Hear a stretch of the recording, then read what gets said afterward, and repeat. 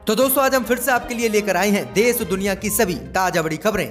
फटाफट एक एक कर विस्तार से आज आपको बताएंगे, तो वीडियो को अंत तक जरूर देखें। दोस्तों वीडियो बनाने में हमें काफी मेहनत लगी है, तो वीडियो को लाइक जरूर कर दें। जी दोस्तों, पहली खबर में आपको बताएंगे जो बिग ब्रेकिंग न्यूज सामने निकल कर आ रही दोस्तों कि एनआरसी को लेकर असुद्दीन ओवैसी ने कर दिया पूरे देश में फिर से आंदोलन शुरू करने का ऐलान। मोदी की बड़ी मुश्किलें, कहा किसी भी कीमत पर नहीं होने देंगे एनआरसी को, देश में लागू करेंगे धरना प्रदर्शन। जी दोस्तों, ऐलान कर दिया असुद्दीन ओवैसी ने। तो वहीं आपको बताएंगे कि तबलीगी जमात को लेकर दिल्ली हाई कोर्ट ने दिल्ली पुलिस को लगाई फटकार और तत्काल 44 विदेशी तबलीगी जमातियों को कर दिया रिहा, कहा ये हैं बेगुनाह, दिल्ली पुलिस ने इन्हें मुस्लिम होने के नाते फंसाया। तो वहीं आपको बताएंगे कि अमेरिकी राष्ट्रपति चुनाव में डोनाल्ड ट्रंप के आदेश के बाद दोबारा हुई वोटों की रिकाउंटिंग, फिर भी हार गए आज डोनाल्ड ट्रंप। तो वहीं आपको बताएंगे कि इलाहाबाद हाई कोर्ट से आजम खान को बड़ी राहत,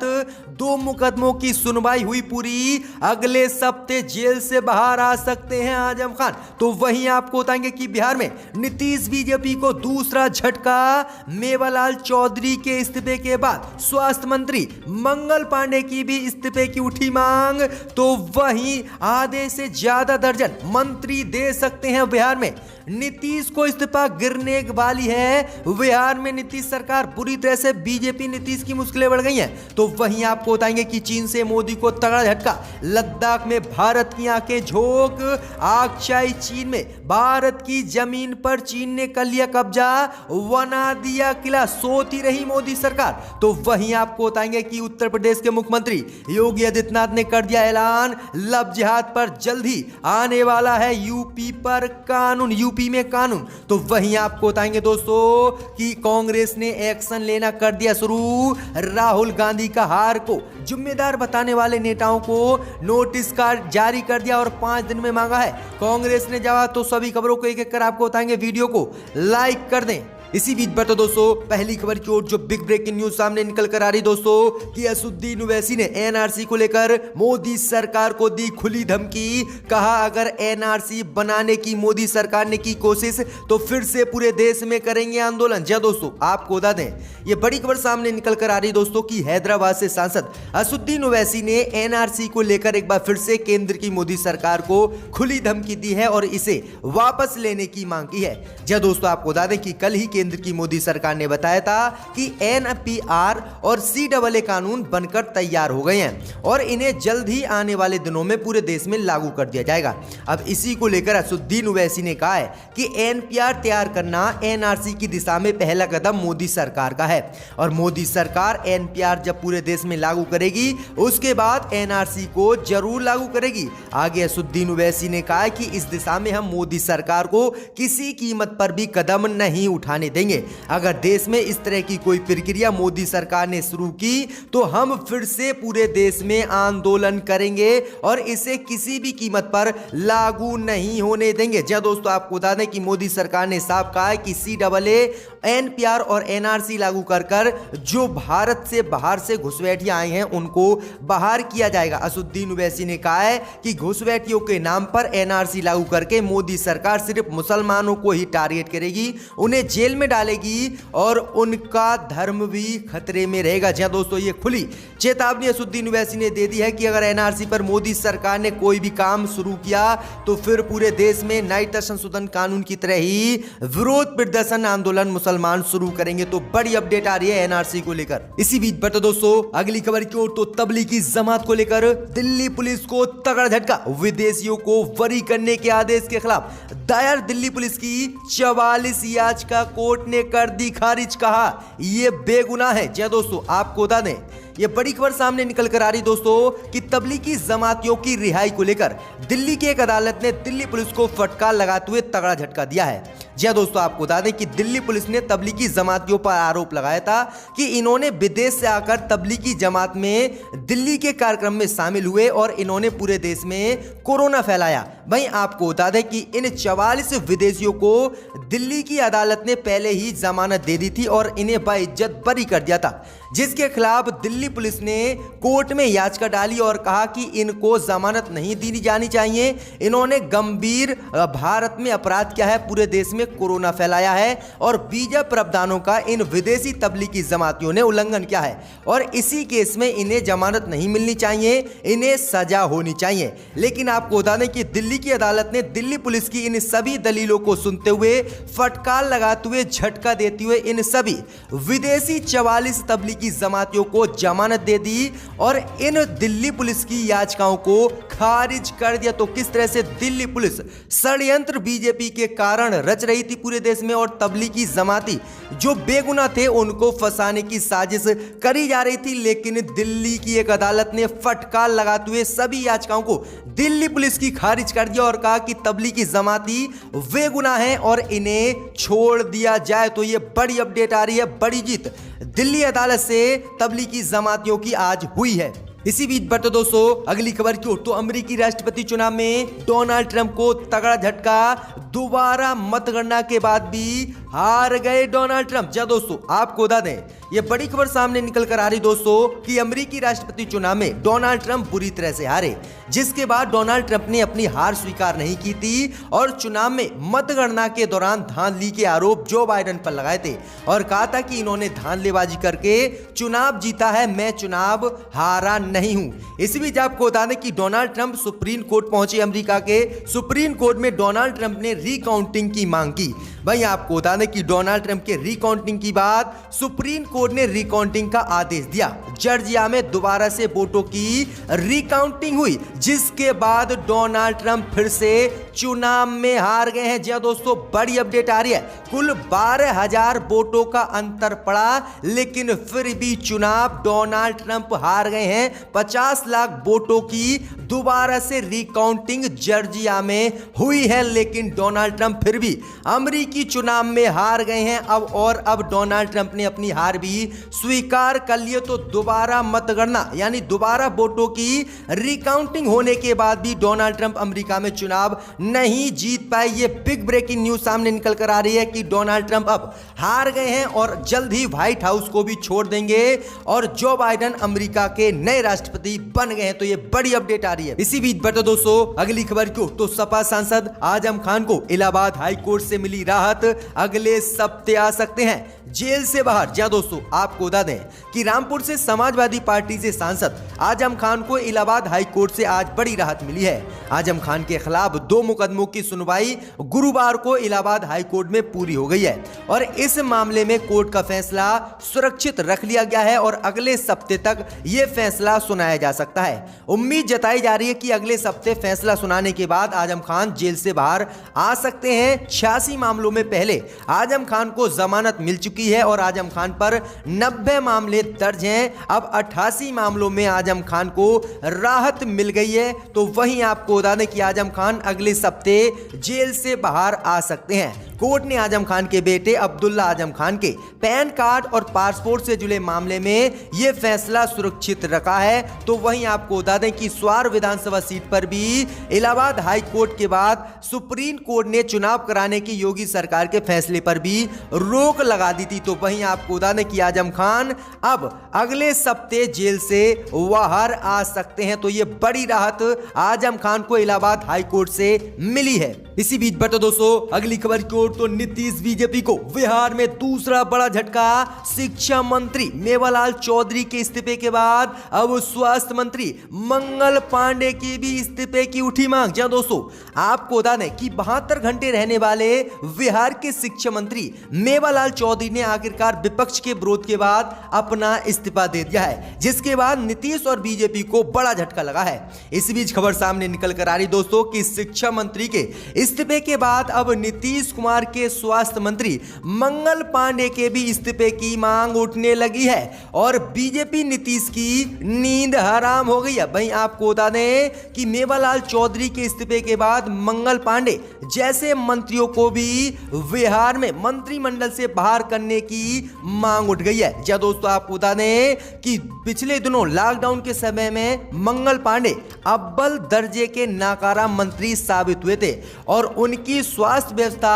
बहुत बुरी रही थी, लेकिन फिर से नीतीश कुमार ने इन्हीं को स्वास्थ्य मंत्री बना दिया। अब सरकार समेत देश के कई विपक्षी दल और प्रदेश की जनता इनको हटाने की मांग कर रही है, जिसके बाद उम्मीद जताई जा रही है कि आजकल में दूसरे मंत्री भी बिहार में नीतीश कुमार के इस्तीफा दे सकते हैं। वहीं उम्मीद जताई जा रही है कि नीतीश मंत्रिमंडल में आधा दर्जन से अधिक मंत्रियों को इस्तीफा देना पड़ सकता है, क्योंकि ये दागी मंत्री है। जी हां दोस्तों, बुरी तरह से बिहार में नीतीश फंस गए हैं और नीतीश की सरकार गिरना तय है और तेजस्वी यादव का मुख्यमंत्री बनना बिहार में तय है। तो ये बड़ी अपडेट आ रही है कि दूसरे मंत्री भी इस्तीफा देने जा रहे हैं जेडीयू से। इसी बीच बढ़ते दोस्तों अगली खबर की ओर, तो चीन से मोदी को झटका। लद्दाख के बाद ड्रैगन ने अक्षाई चीन में जमा लिया अपना कब्जा, मोदी को पता भी नहीं। जहाँ दोस्तों आपको बता दें, ये बड़ी खबर सामने निकल कर आ रही है कि चीन से मोदी सरकार को तगड़ा झटका लगा है।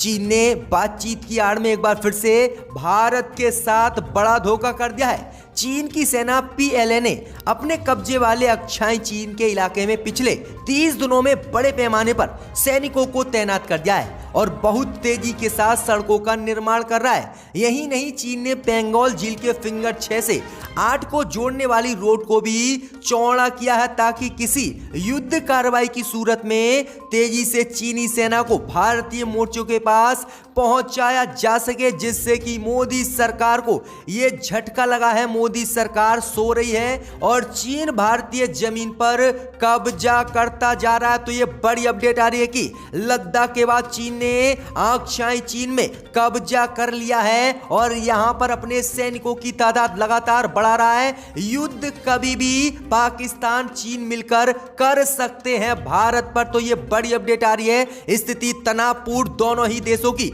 सीमा पर बनी हुई है। तो यह बिग ब्रेकिंग न्यूज सामने निकल कर आ रही है चीन से दोस्तों। इसी बीच बढ़ते दोस्तों अगली खबर की ओर, तो मध्य प्रदेश के बाद उत्तर प्रदेश की योगी सरकार ने लव जिहाद कानून बनाना कर दिया शुरू।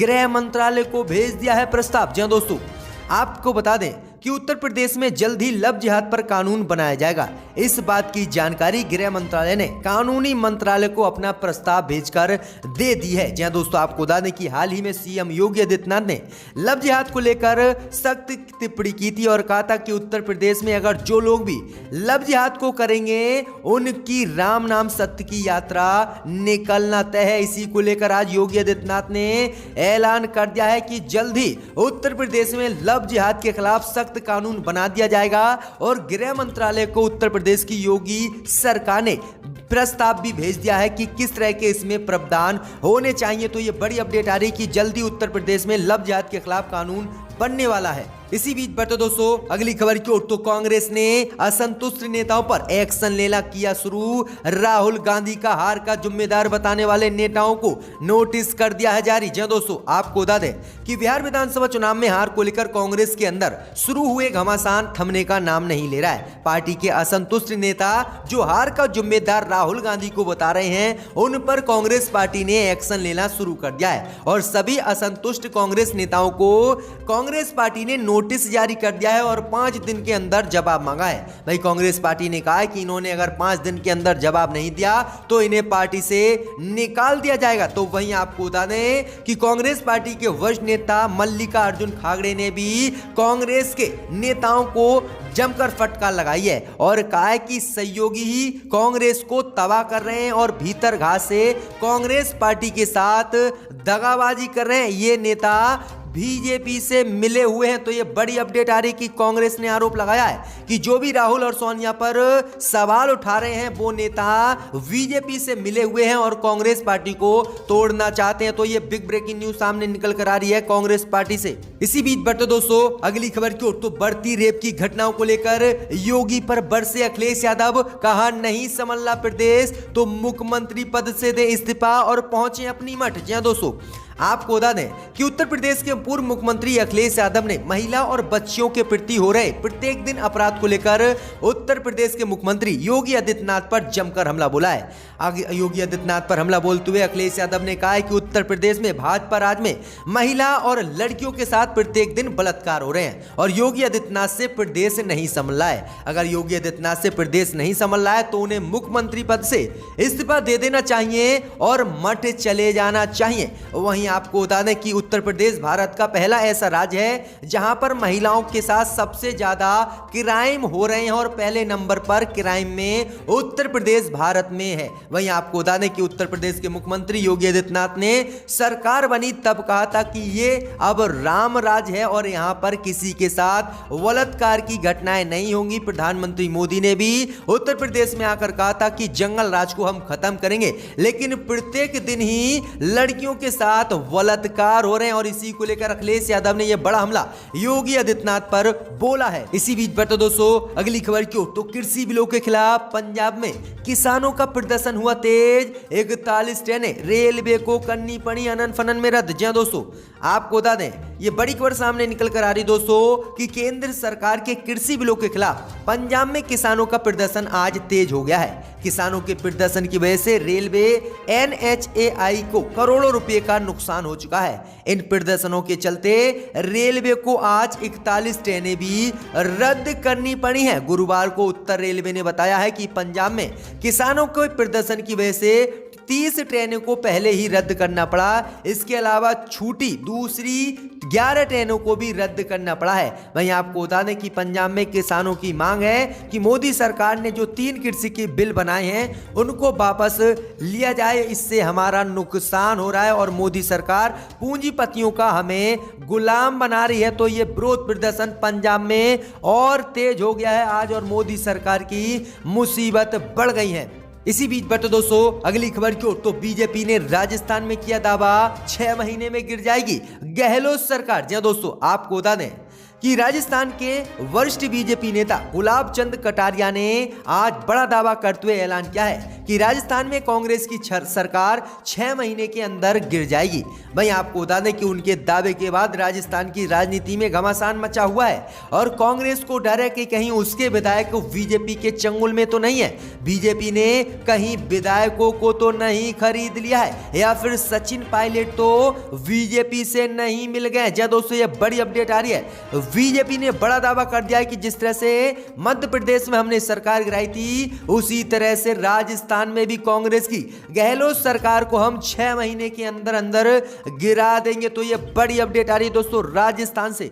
इसी बीच बट दोस्तों अगली खबर की ओर तो सोनिया गांधी के लिए ठीक नहीं दिल्ली की हवा, डॉक्टरों ने दी अंत शिफ्ट होने की सलाह। जी दोस्तों, आपको बता दें कि कांग्रेस अध्यक्ष सोनिया गांधी को सलाह दी गई है कि दिल्ली के प्रदूषण से बचने के लिए वो कुछ दिनों दिल्ली से बाहर रहें। उनके पुराने चेस्ट इन्फेक्शन के मद्देनजर डॉक्टरों ने ये सलाह दी है। न्यूज एजेंसी PTI ने बताया है कि सोनिया गांधी कुछ दिनों के लिए गोवा या चेन्नई में शिफ्ट हो सकती हैं। सूत्रों ने कहा है कि शुक्रवार दोपहर को उनके बाहर जाने की संभावनाएं और उनके साथ राहुल गांधी या प्रियंका गांधी वाड्रा भी हो सकती हैं। तो ये बड़ी अपडेट आ रही दोस्तों कि दिल्ली के डॉक्टरों ने सलाह दी है कि सोनिया गांधी के लिए दिल्ली की हवा ठीक नहीं है और उनके लिए खतरा है, इसीलिए वह कुछ दिनों के लिए दिल्ली से बाहर शिफ्ट हो जाए। तो ये बड़ी अपडेट आ रही है दोस्तों सोनिया गांधी को लेकर।